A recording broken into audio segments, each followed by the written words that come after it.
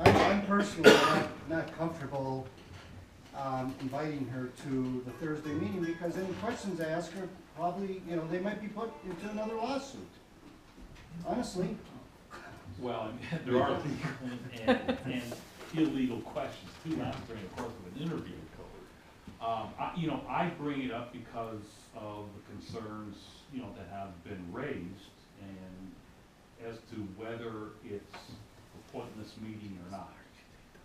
Just to go through, and do it just to do it doesn't make sense. And that's why I asked the question. In my mind, there are two sides that we need answers to. One is what the legal opinion is regarding Margot and her status with the city, if there is one. And then the second side is the situation with Michael.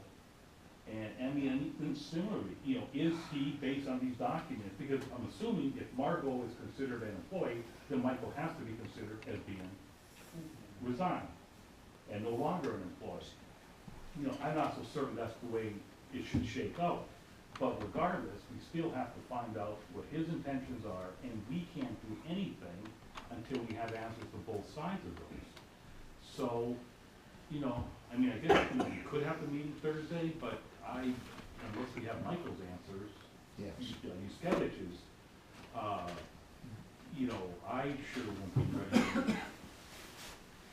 I agree with, Now, actually, I won't say that. I probably would be ready to make a decision, but, it will bring up additional things that we'll have to discuss. And you have to be careful because according to the contract that was signed, Margot is not or was never meant to be an employee of the city. That may be just semantics with words. No, I But don't think according it's to- gonna be argued as semantics. Okay, she was never considered to be an employee. what do we call a 1099 individual, Ray? There is, oh, 1099 is an Internal Revenue Service form that's given to independent contractors that take the responsibility to pay their own taxes, pay their own insurances, and they have other expenses of operation. They hold themselves out to be independent contractors, and I've given you a sheet here. Yes. Because the IRS very definitely has guidelines as to what's an independent contractor. When I looked at the independent contractor contract, the payment of $1,500 a month is wrong. That makes her an employee. An independent contractor would go ahead and provide services and maybe get progress payments and get paid at the end of the job, but not on a recurring monthly basis for an extended period of time of 6 months. And obviously, the independent contractor pays their own taxes, pays their own insurance, and I don't even know if she's provided you with the proof of insurance as an independent contractor. We have somebody put on a roof here, you want a proof of insurance. If she falls down, gets hurt, where's that at? If she does something wrong and sues the city, who's gonna cover that? Does she have insurance for that as an independent contractor? So 1099 would be the form that would be given to her for the $9,000 that she would have gotten for independent contractor status. If in fact that's what she is, which I doubt. Thank you. Well, Ray, if I'm not mistaken, and you're right, the determination of whether a person is an independent contractor is not just one you make without going through, And it doesn't because matter about the contracts either, because the IRS is overthrowing many contracts. yes, no, and you're right, it does talk about that in there, and there's a number of things that the IRS won't consider, even though Right. it talks it, but the IRS may say, no, nice try. But if I remember though, too, as we talked about the wages, it did talk, there was, and I don't remember if it was in the federal guidelines somewhere I read, where it indicated that some independent contractors, depending on the profession, it's possible that they could even be paid hourly. So, you know, the fact that, you know, these aren't progress payments, I mean, those are normally associated with a building or construction or something like that. So I, you know, and again, you're the pro here. But I wonder if, in reviewing all the requirements, it would be hard, but I think it could be doable, but it's such a fine line, and we would have to be so careful. This contract is not adequate to substantiate her as an independent contractor.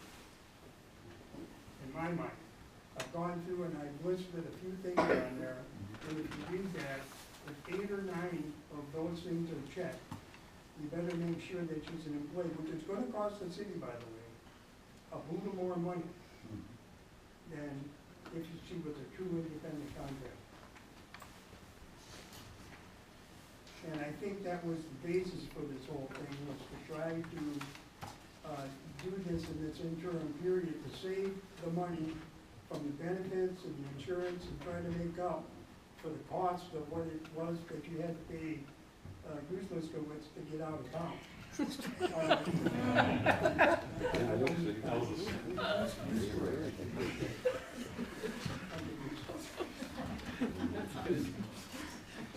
So, but I'm sure that that was part of the program for his buyout, that you would be able to make that money up by this independent contractor status, but in the long run.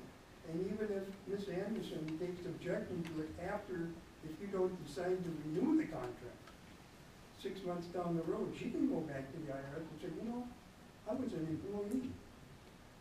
I worked in their building, used their tools, she's not providing anything. She essentially is an employee. And you better take a good hard look at that.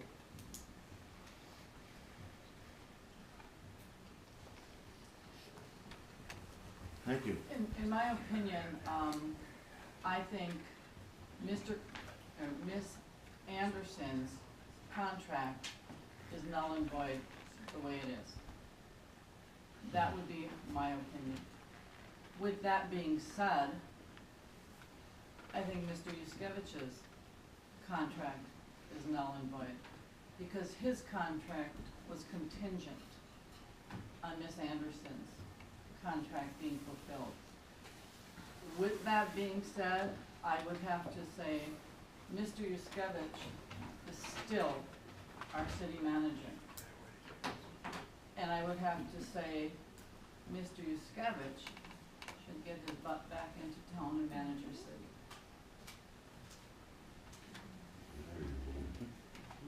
Not that I'm in favor of that, but that's what I would have to say. 9/13, December 14th, we actually almost agree on everything. That's twice this year. Well, but the fact is, though, that he is home on personal, to be returning on whatever day you said he was going to return, because I don't know what that is. But it goes back to my earlier comment. I think that he needs to be contacted, whether you do that, Michael, you do it, Kathy, or whoever you want, you know. You need to find out, from his perspective, what he thinks the status is, because, you know, that's gonna also tell us kind of, you know, direct which way we're gonna have to go in future actions. I would say probably be in the best interest that we ask Michael Corpola to make that phone call and report back. I would prefer not to make that phone call to Mr. Yuskevich. My previous conversations, as I have had, have been outcried by other council members that my intentions are not sincere.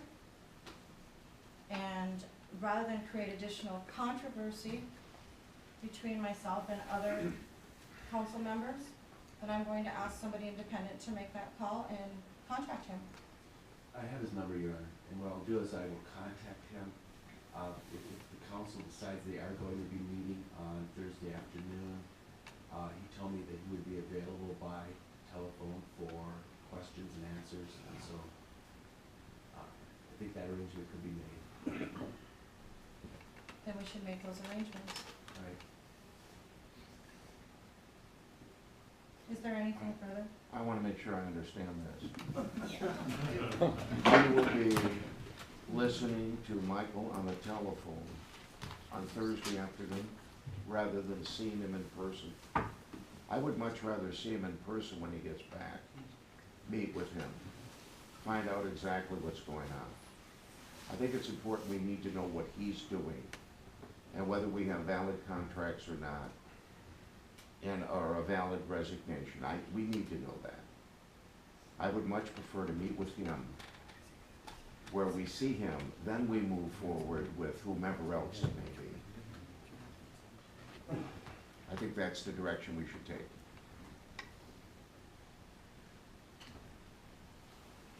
I don't necessarily disagree with you, Al. But you can if you wish. I know that, but we've paid him out money. We've paid him out his vacation time. He is still supposed to be our employee. If he's on vacation, that's fine. But we need to know what's going on. And I don't think we should wait until the 21st or the 22nd. I don't know if he's coming up here for that court case and turning around and heading right back out of town. I don't think he was gonna do a lot of socializing around here when he came back for that court case. I have no idea. So Don't know. how do we let Ms. Corpola contact them, and then based on the results, you know, of that conversation, it's gonna dictate our next course?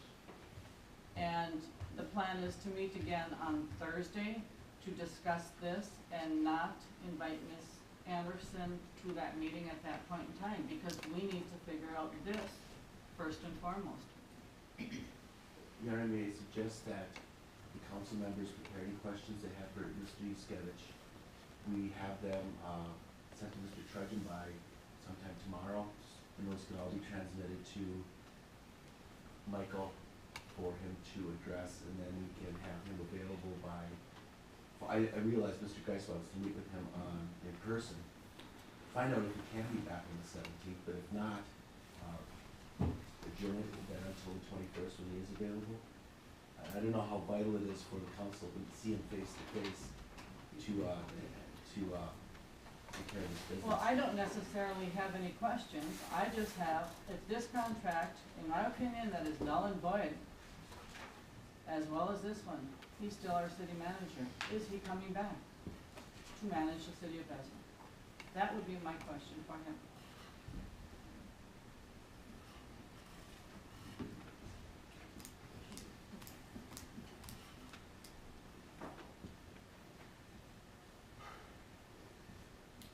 So then Thursday night, I mean, you know, personally, I know what I'm gonna do with regards to the other issue, but, you know, so is Thursday night to bring her in to discuss, or do we not do it until we get the other information? I don't think we can do anything till we get the other information. Yeah, we need, And even if we get the information on Thursday, we need a little time to process it before we take the With next regards step. to Michael, or, Well, yeah, no, I agree with that, Right. I'm talking about with Ms. Anderson. I think that we're putting the horse before the cart in the event that we bring Ms. Anderson in here before we get the answers from Mr. Yuskevich. That's my feeling at this point. Regardless of whether the answers that Mr. Yuskevich provides are gonna make a difference or not to the other issue.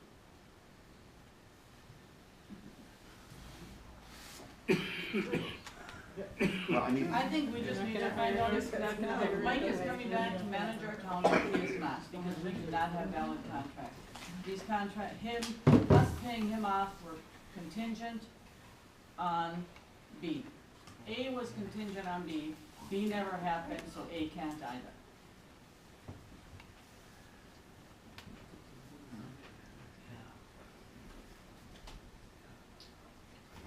So I guess I would make a motion that we meet on Thursday as planned at 4:45 to discuss Mr. Yuskevich and his obligation to the city only.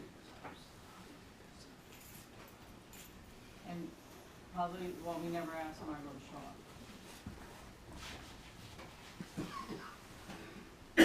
Which also means rescinding our And, offer to her. yeah, I was just gonna I'll leave say, to which that means point. I'd like to rescind the motion to have a meeting, We have one motion on the floor already. okay. What is that motion, Jim? To meet as planned and discuss Mr. Yuskevich, his, employment, his commitment to the city. Okay, Okay. Yeah, but that's gonna require a whole new posting then. I can throw it Well, on it's Monday Facebook. night.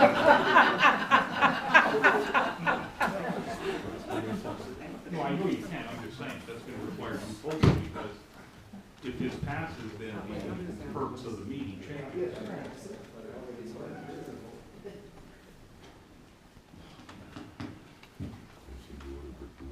Reread the motion before it's, Meet as planned on Thursday afternoon at 4:45 to discuss Mr. Yuskevich's employment and his commitment to the city.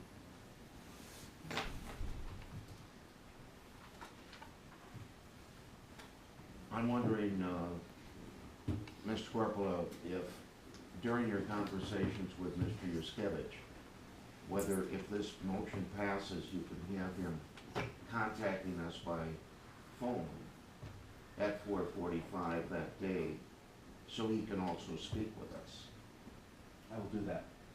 I mean, if that's acceptable to the council, if this motion were to pass.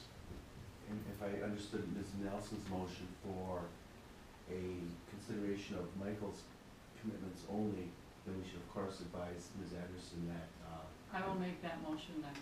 that she, not attend the Thursday meeting. well, the whole Thursday meeting is changing Yes.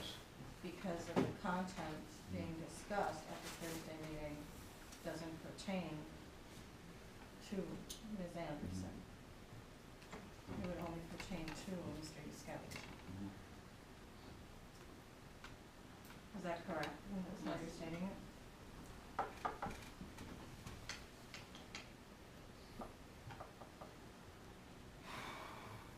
I will second the motion.